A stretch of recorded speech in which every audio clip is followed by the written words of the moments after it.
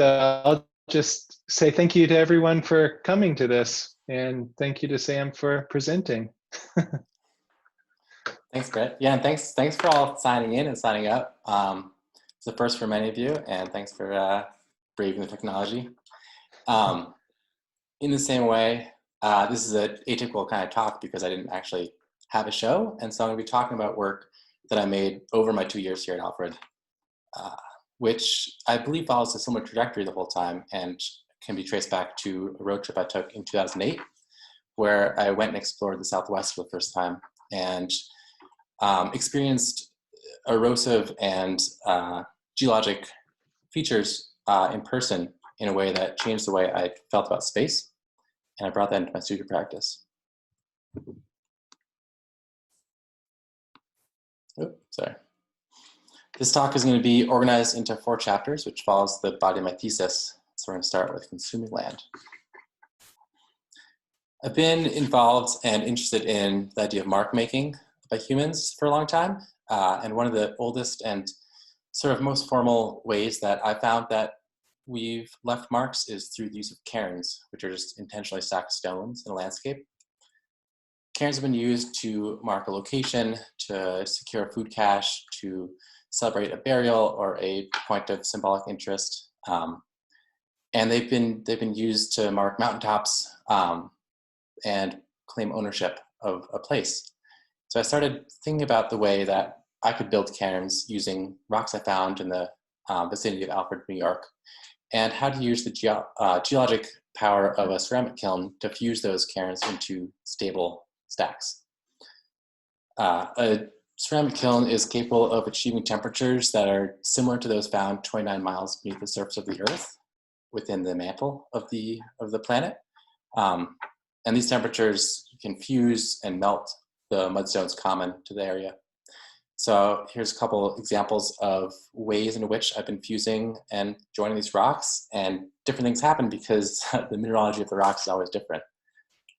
But even as I was doing this material investigations, I was also exploring the landscape of Alfred and trying to find a location that I felt that I wanted to mark, because a cairn, that is what a cairn does, is it marks a place.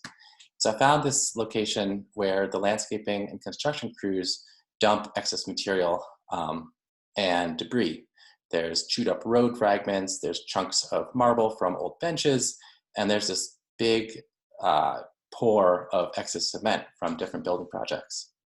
And this pour goes from this little plateau down into a little tributary of the Kankakee Creek.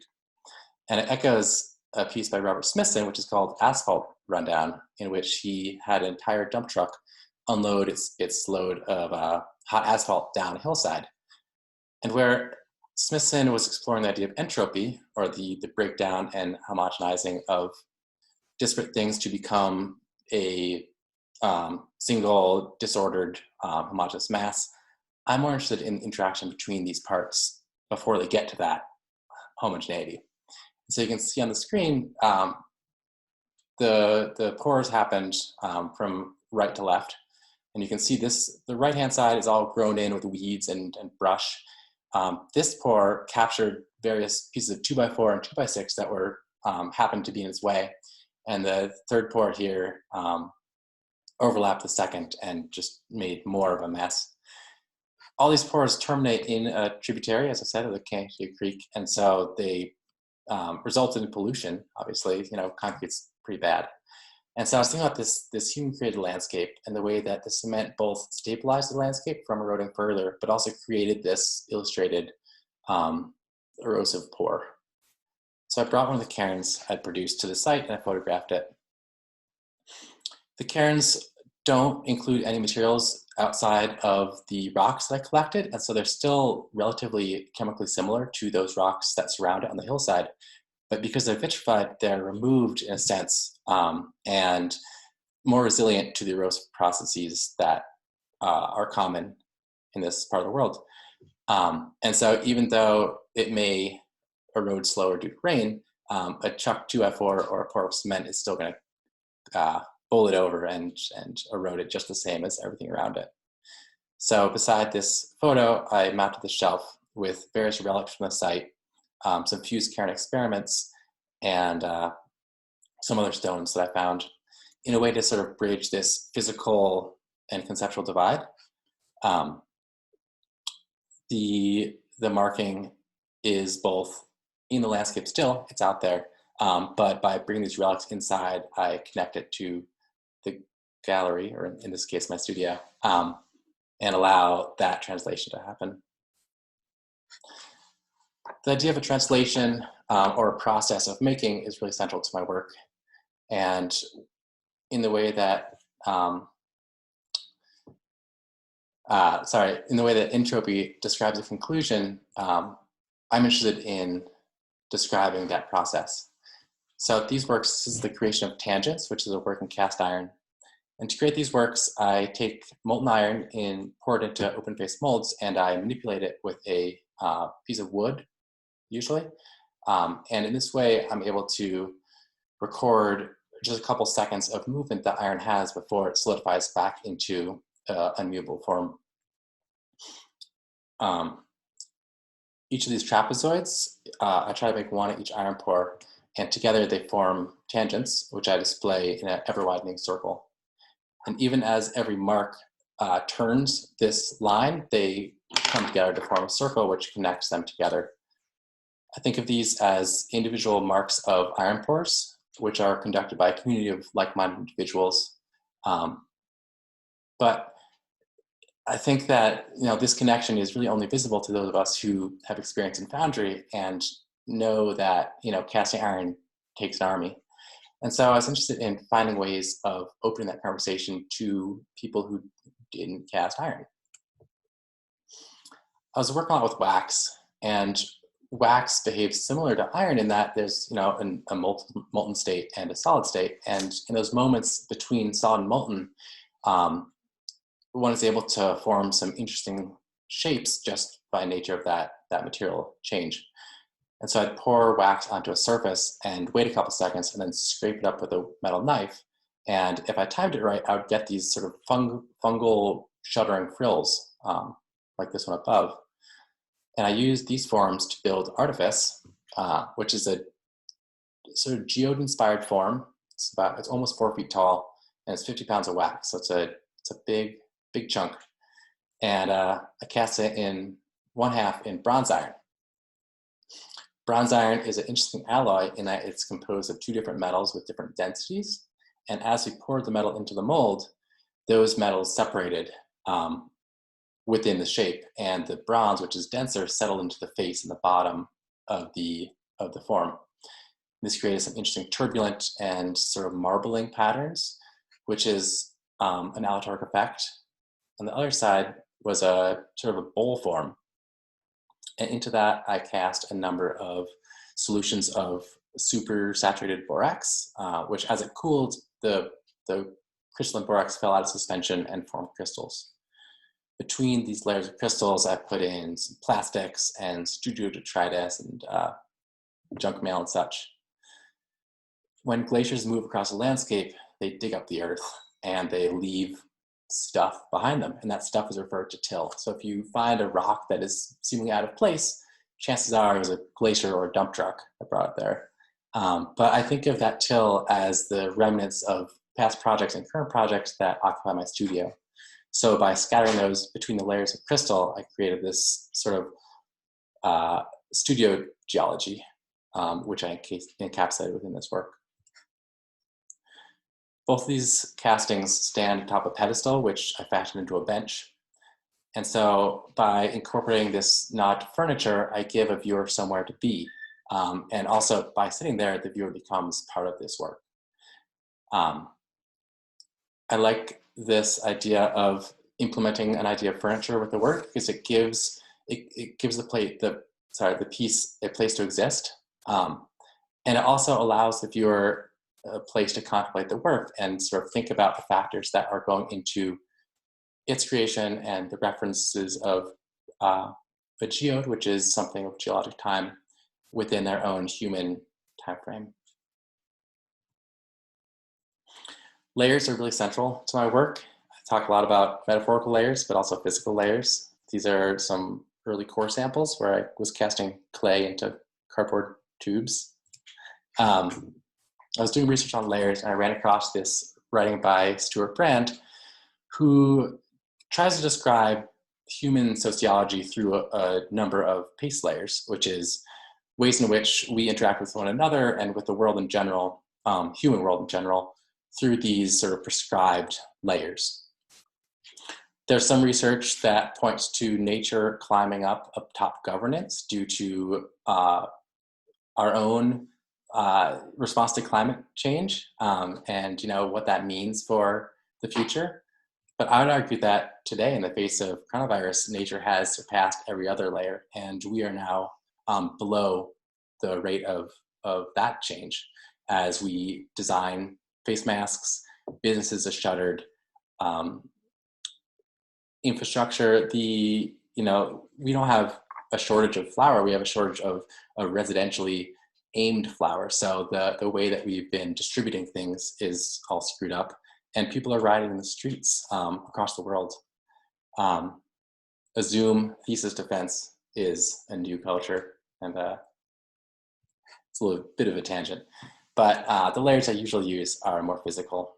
For instance, in tablets, these are another cast iron work, which I create at iron pours. During iron pour, you pour the molten metal into different molds, and there's often a little bit left over.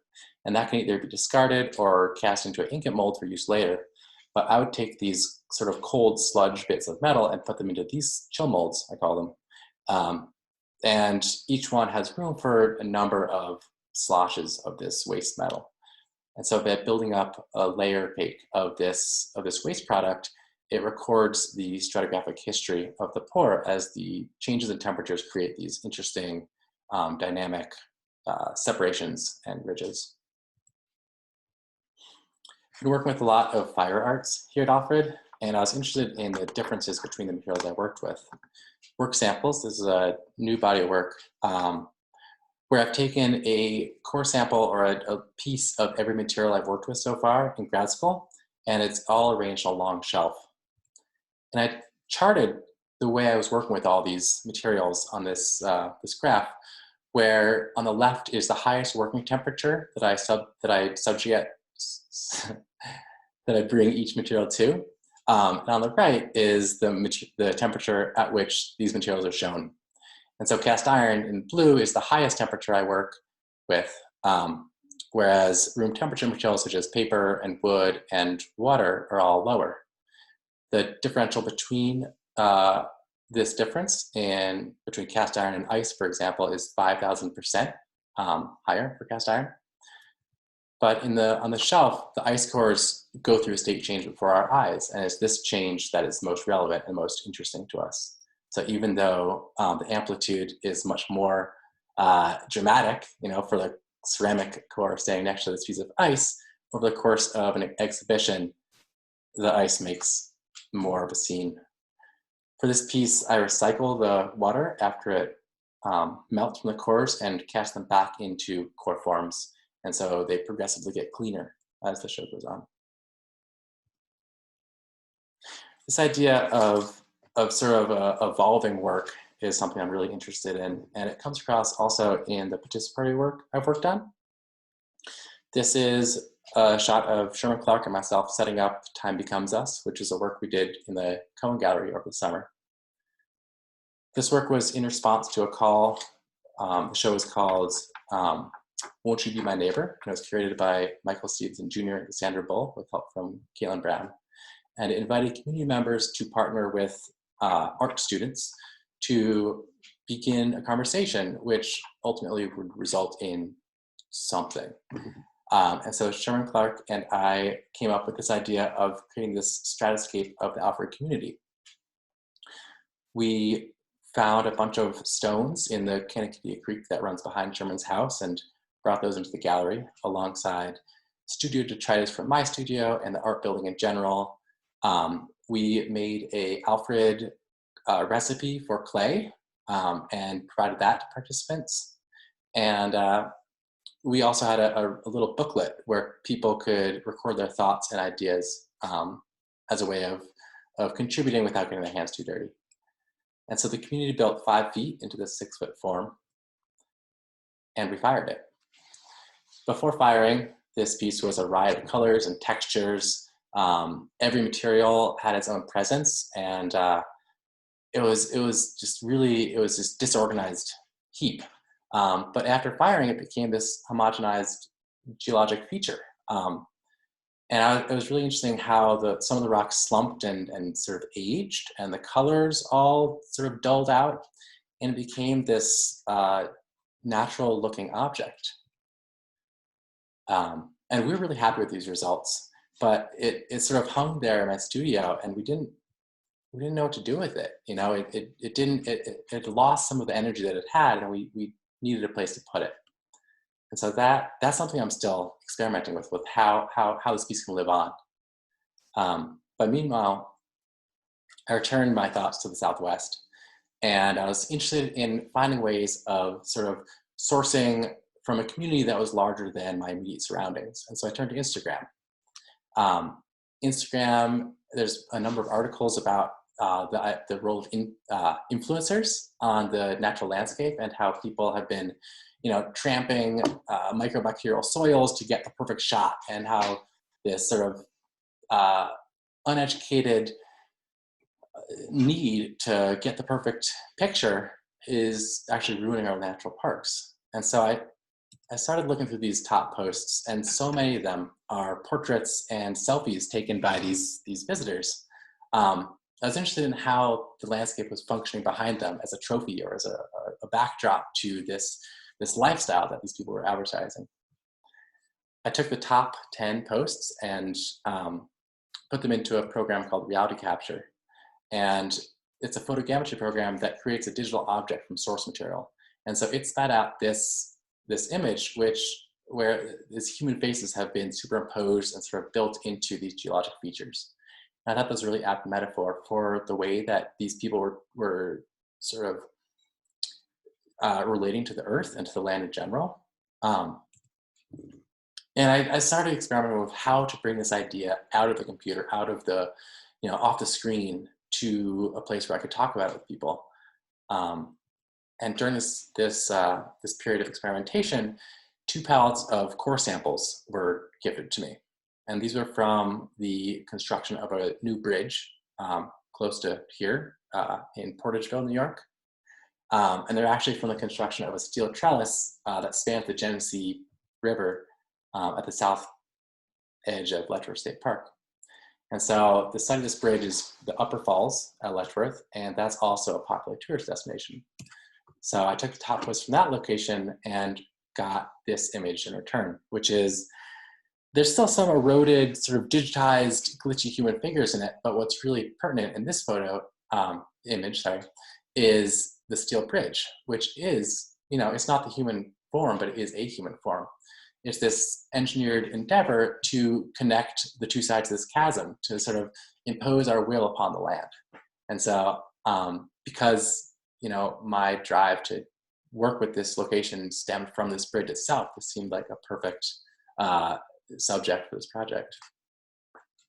So I envisioned this piece in sheetrock, and it would extend from each side of a wall, sort of bisected by that architecture. And in this way, the object itself, I deny it objecthood. And so it sort of exists in this in-between space, in the same way that I feel that people are relating to the land in the way that it is not its own space or object, but is just a backdrop. This project is on hold due to coronavirus, but I hope to realize this in December. But the way that bridge held that power really stayed with me. And I've thought about the way that objects sort of possess agency or inherent properties that are outside of what we normally see. And I was thinking about ice cores. And I got invited to tour the National Science Foundation Ice Core Facility in Colorado last October. And the curator there gave me 2 ice cores, a meter that was my age and a meter that was the age of Alfred University. And he mailed these to me in this crazy cooler contraption. And I bought a deep freezer. And I knew that this was something, but I didn't know what to do with it. And so those sat around for a while. And then winter hit, and there was snow everywhere here. And I found an essay talking about inner city glaciers. Christian Neil McNeil wrote this really nice piece about talking about how this removal of snow and how municipalities collect it in places has this glaciation effect in that different loads contain different amounts of trash and garbage. And so as the season progresses and the icebergs, snowbanks melt, these bits of debris are upturned and revealed in different layers. And so I found an inner city glacier in the Hornell Plaza over in Hornell, New York, and took some core samples. And alongside the polar ice cores that I had, these become a participatory artwork. I'm going to modify my freezer and put a glass top on it, and that glass top will collect condensation. In order to see within the freezer, one has to wipe their hand to scrape off that mist. In doing so, breaking gallery convention, and also, touching this shockingly cold object, which begins this conversation. Then, because the Hornell ice cores are just caked with crud and grime, this just reveals like the societal baggage of our culture where we litter incessantly, and this it's just this filthy black ice core. However, the way a freezer works is it goes through a cycle of freezing and thawing in order to regulate temperature, and this results in freezer burn. So over time, the freezer burn creates frost on top of everything, and that will homogenize, and the ice cores will merge. Sort of it's not quite human time, because I think it will take many years, but it's not geologic because the freezer needs to be plugged in the whole time. But this demonstrates entropy and the way that objects sort of fade into one another. So through this idea of sort of implicity and the residue of communities, I hope that the work reflects back upon us these ideas of shared empathy and just the way that our actions are form larger assemblages than we may first see presently. And hopefully with that, we can subvert or shorten the Anthropocene and the current geologic upset. Thank you. Yay. Thank you, Sam.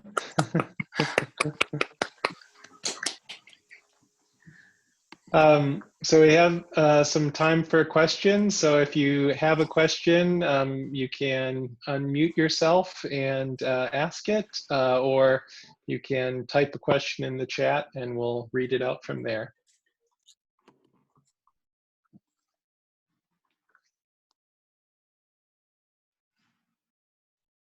I have a question, Sam.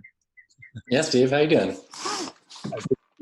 I just wondered where you go from here with your work. Have you will it involve more travel to landscapes? What are your thoughts of the immediate future in terms of your work? Mm-hmm.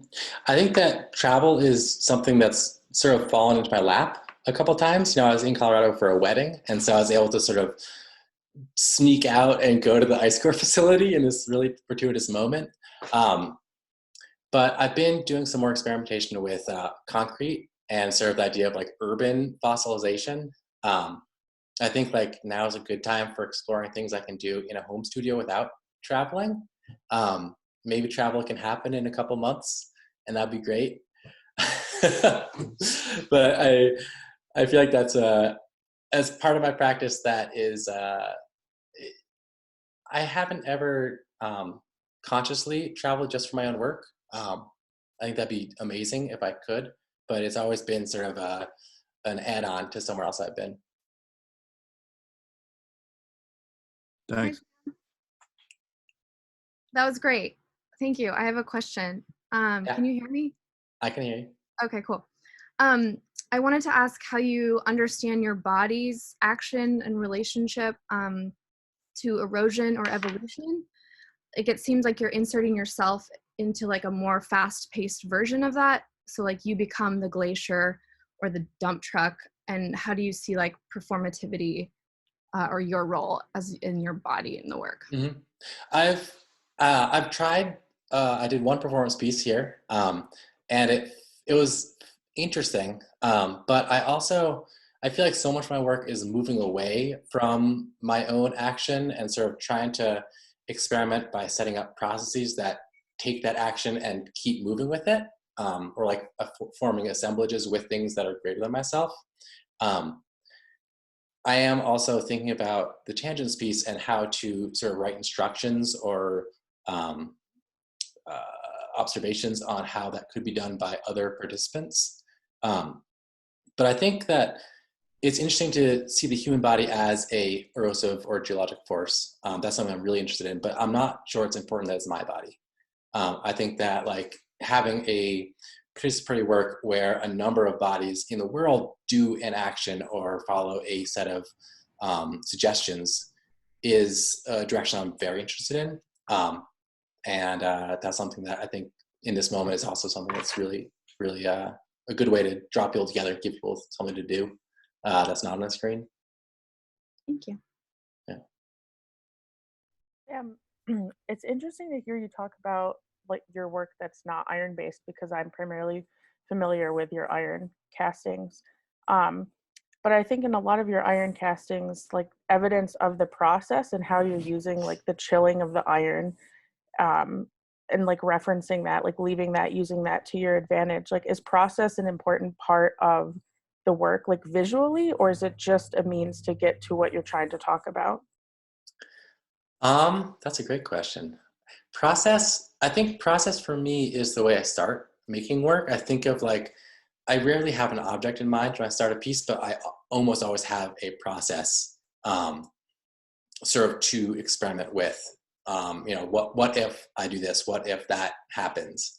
And I think that what ifs are an interesting way of approaching artwork. I have a couple times now, I feel like I go back and forth between asking what ifs and really trying hard to make something happen. And I have mixed results as to, what succeeds and what fails and what succeeds. But I think that for the most part, the processes are almost a piece in themselves. And the resulting object is just a way to talk about that process. Great, thanks. I have a question in the chat for you, Sam, but I can talk about it.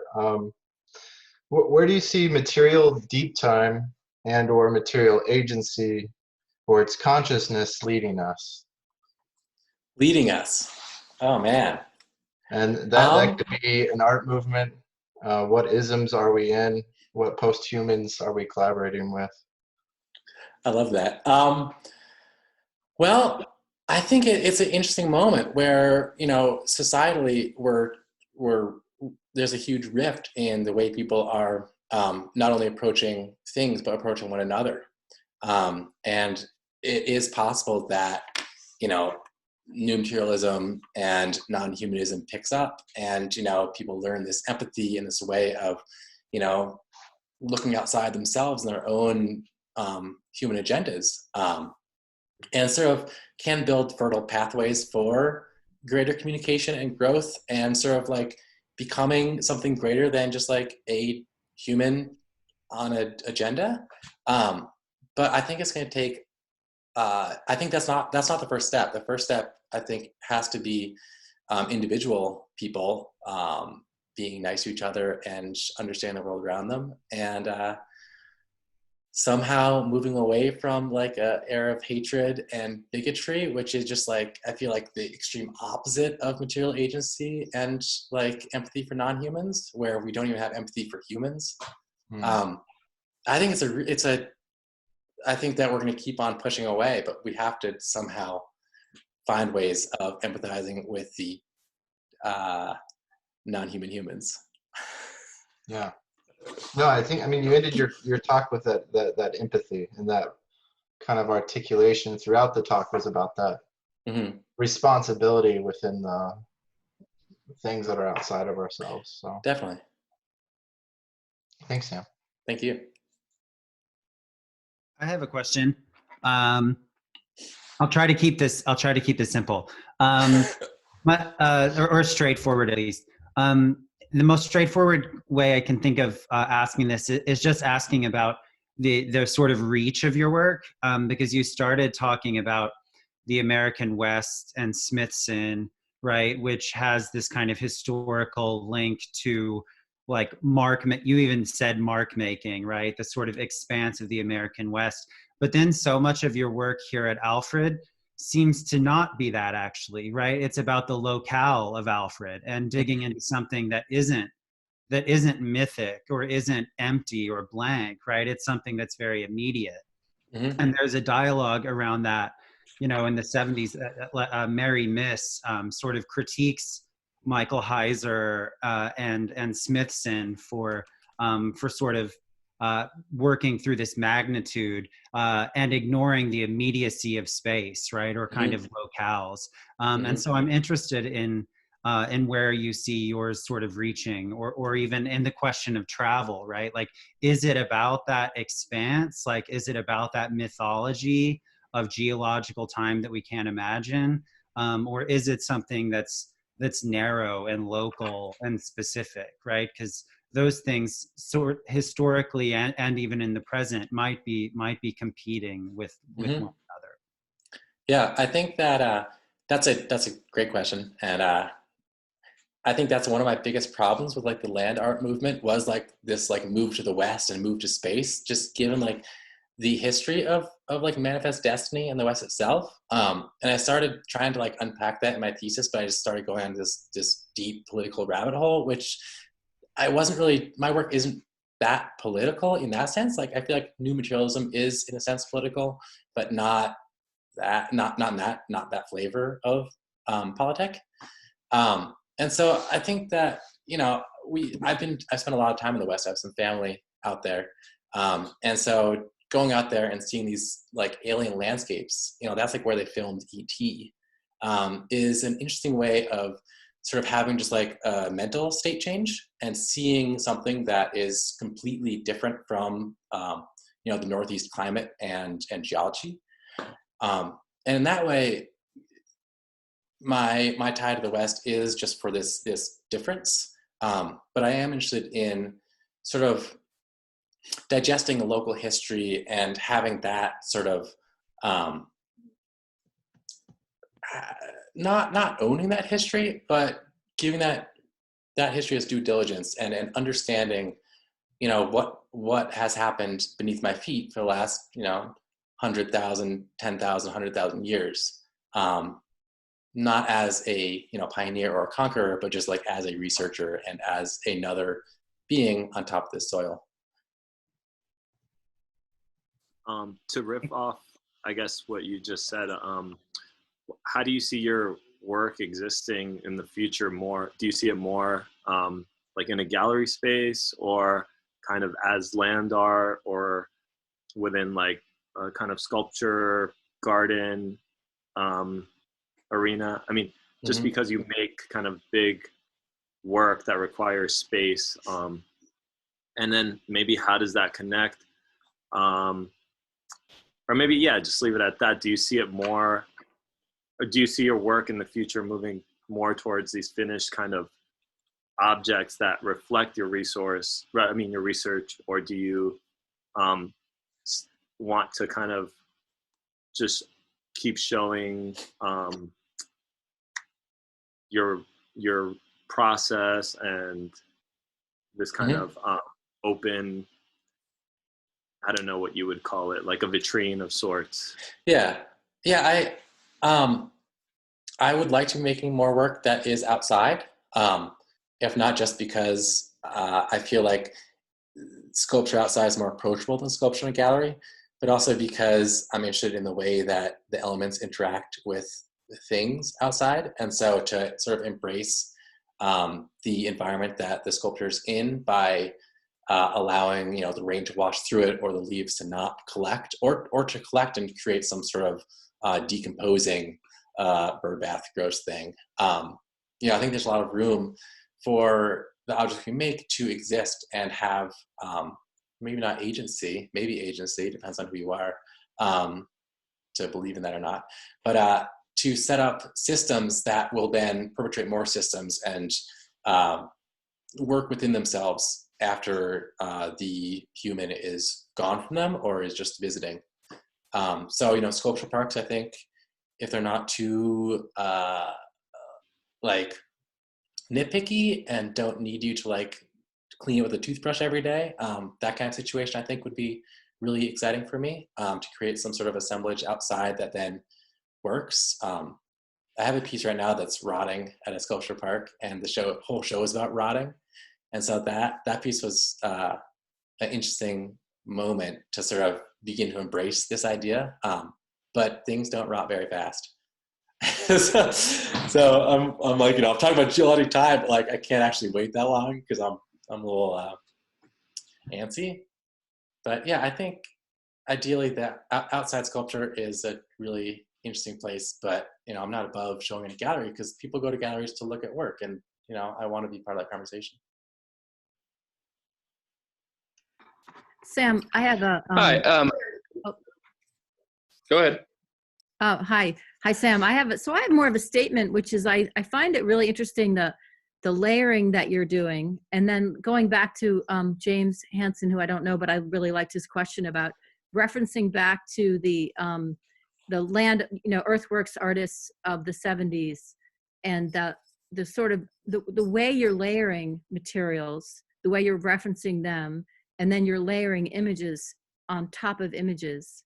Mm-hmm. I find all of that to be a really interesting thread to be going forward with. And I don't know if that's really a question, but it's just an observation. So thank you.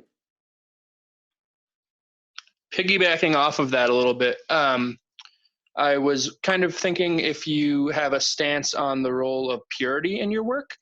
I think for a lot of makers who use the kind of materials and those kind of places, there's the idea that the work has to remain pure.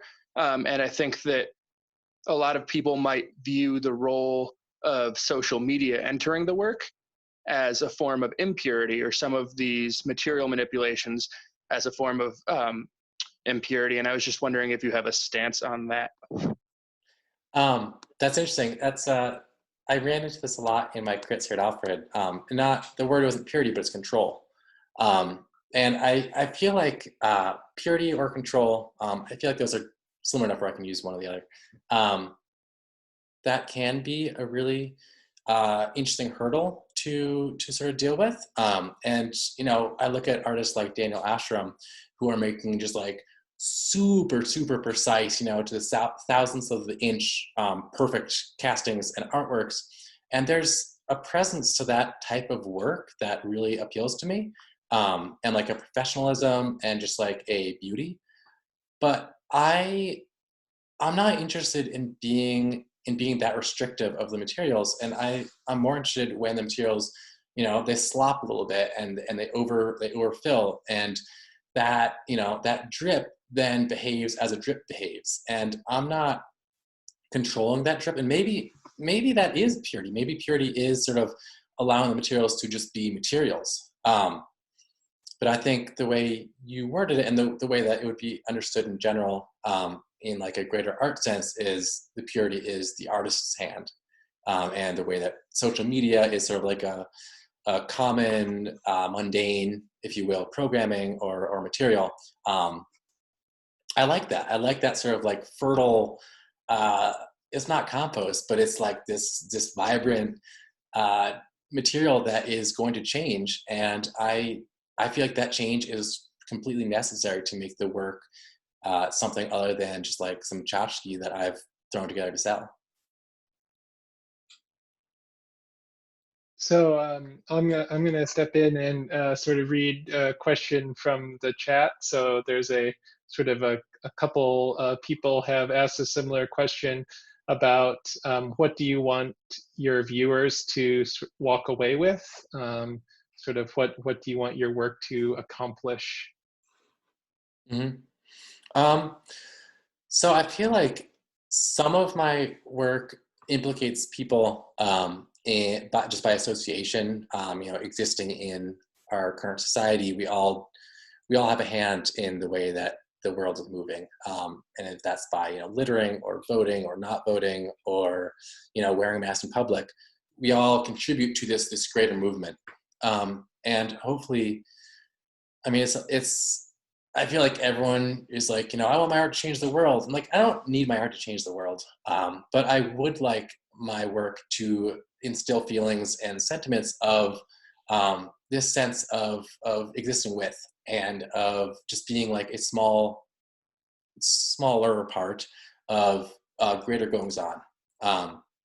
And so to have that sense of, existing within and belonging with and helping, I think is really important. And that's what I try to do. And that's hopefully what people see somewhere in my work. Great. So I think with on that note, I'm going to call time on this portion, and thank everybody for coming and showing up and asking questions. And thank you, Sam, for your presentation. Thank you all. It's great Congrats, to see your Sam. faces. Yeah, congrats. Thanks, Sam. Good job. Thanks. Congrats. Congrats, Sam. Thank you. Congrats, Sam. Thanks, Sam. Good job, Sam. Bye. Thank you, Sam. Bye. Yay, Sam! Yay, Sam! Yay, Sam! Yay, Sam. Fantastic, Sam. Oh, Ah. you guys are all sweethearts.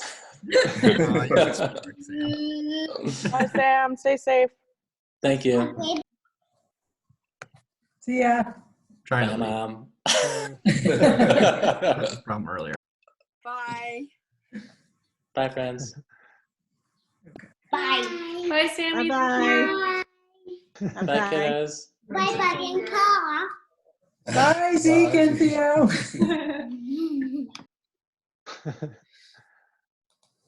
Right.